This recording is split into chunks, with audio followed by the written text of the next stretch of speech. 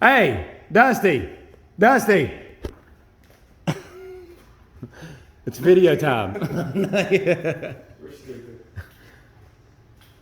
Don't want to talk about what day today is either. Yeah, it's Kobe's car, 2016 Camaro A8. It came in stock, completely stock. Real stock. Real stock. So we did a Rotofab cold air intake. We modified the LT2 intake manifold and put that on there with the stock throttle body.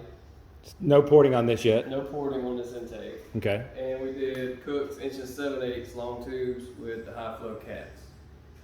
So catted and back to the factory exhaust, which is the NPP on this one. Yep. So it sounds pretty good.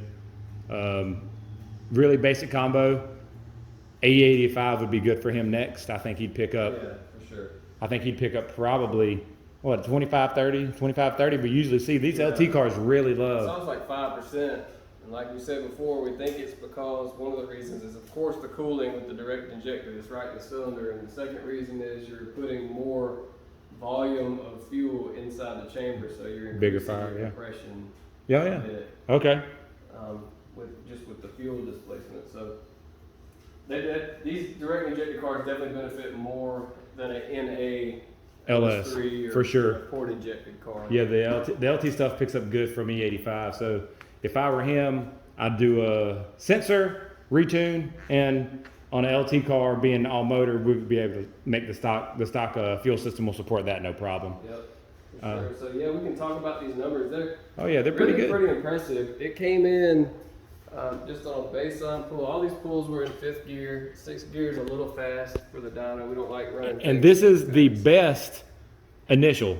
Like one pull that actually made 355. Yeah, the back-to-back pulls sometimes on a non-tuned car for whatever reason. I think because of the timing it's in it pulls does, a bunch yeah. and then gives it back. But the first actual pull was 355, and then immediately afterwards it went to 368. So we used the best. And now we've made a few pulls up here. It's very repeatable now. It's making 420 every pull now. For sure. And this is SAE correction.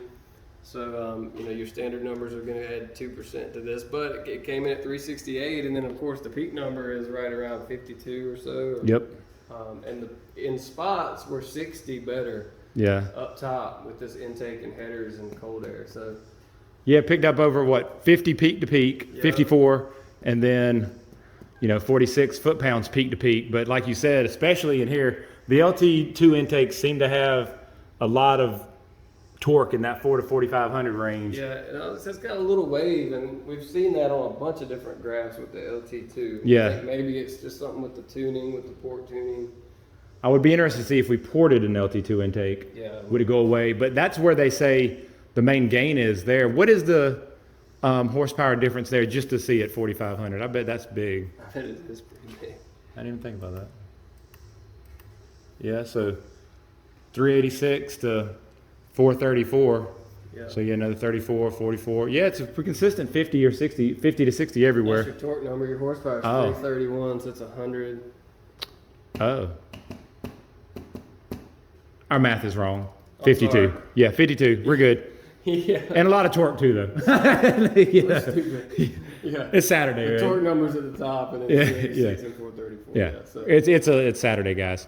But overall, man, I like the other thing is, which we did run out a couple times. This was just the last pull. I just wanted to check something.